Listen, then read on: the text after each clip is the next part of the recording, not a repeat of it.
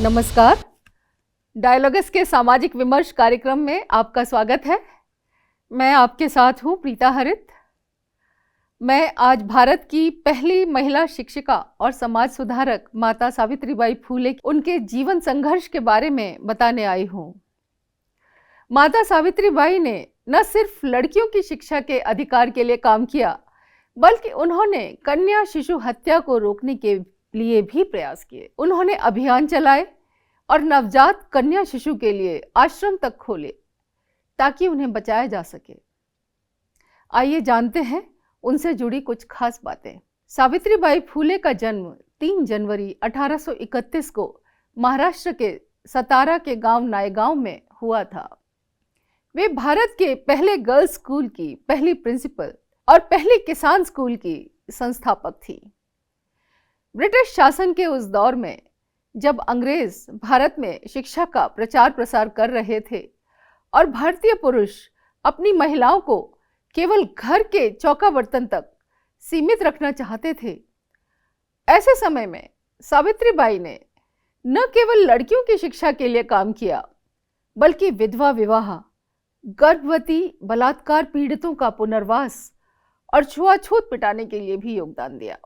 सावित्रीबाई और उनके पति ज्योतिबा फूले ने 1848 में पुणे में पहला स्कूल खोला था और 1853 में गर्भवती बलात्कार सर्वाइवर्स के लिए एक गृह की भी शुरुआत की थी। वह एक शिक्षिका और समाज सुधारिका के साथ मराठी कवयित्री भी थी। फूले काव्य उनकी प्रसिद्ध रचना है।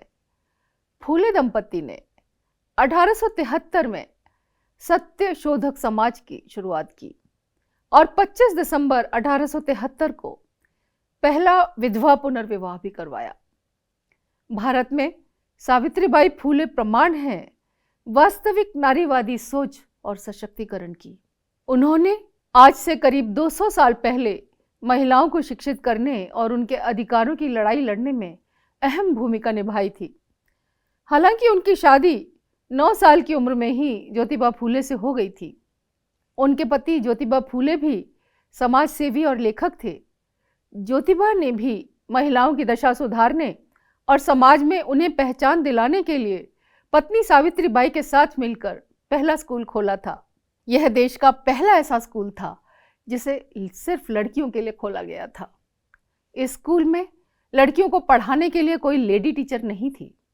ऐसे में ज्योतिबा ने अपनी पत्नी सावित्रीबाई को इसके लिए तैयार किया। पहले उन्हें खुद पढ़ाया और फिर टीचर बनाया। सावित्रीबाई स्कूल जाते समय अपने साथ थैले में एक साड़ी लेकर चलती थी, क्योंकि लड़कियों को पढ़ाने जाते समय रास्ते में लोग उन पर गंदगी, कीचड़, गोबर तक फेंक दिया करते थे। ऐसे में सावित्री स्कूल पहुंचकर गंदी साड़ी बदल लेती थी। एक बार पति ज्योतिबा ने भी सावित्रीबाई से इस बारे में पूछा था।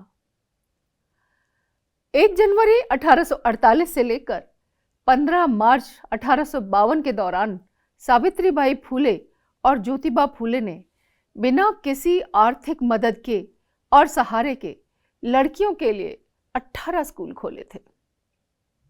उन्होंने लड़कियों के लिए न सिर्फ स्कूल खोले, बल्कि परित्यक्ता, बेसहारा औरतों और बिन ब्याही गर्भवती महिलाओं की देखभाल करने के लिए अपने घर के दरवाजे तक खोल दिए। बिन ब्याही माओं के बच्चों को अपनाया और गोद लिया।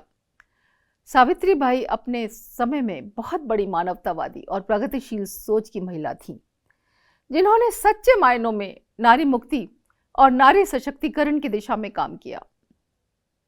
सावित्री जब छोटी थी तब एक बार अंग्रेजी की एक किताब के पन्ने पलट रही थी।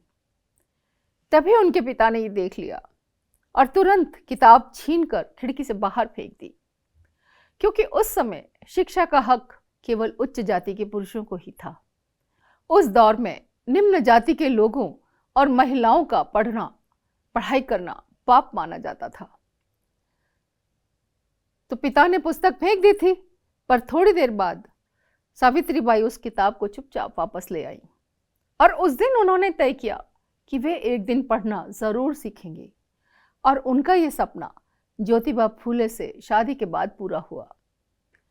1897 में पुणे में प्लेग की महामारी फैल गई थी। इससे रोज सैकड़ों लोग मर रहे थे। तब सावित्रीबाई ने अपने दत्तक पुत्र यशवंत की मदद से एक हॉस्पिटल खोला। वे बीमार लोगों को खुद हॉस्पिटल तक लेकर जाती थी। एक बार वे प्लेग से पीड़ित एक बच्चे को पीठ पर लादकर अस्पताल ले जा रही थी।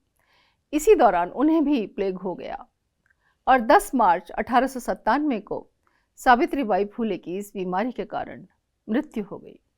इस देश की महिलाओं के जीवन में शिक्षा और सम्मान के महत्व को पहचानने वाली वो पहली महिला समाज सुधारक थीं। हमारे शिक्षित और समृद्ध जीवन में माता सावित्रीबाई फुले के योगदान को मेरा कोटि कोटि नमन है। आपकी प्रतिक्रिया और कमेंट्स का हमें इंतजार रहेगा। हमसे जुड़ने के लिए और सामाजिक मुद्दों पर और एपिसोड देखने के लिए आप अभी डायलॉगस को सब्सक्राइब कीजिए, लाइक और शेयर भी कीजिए। नमस्कार।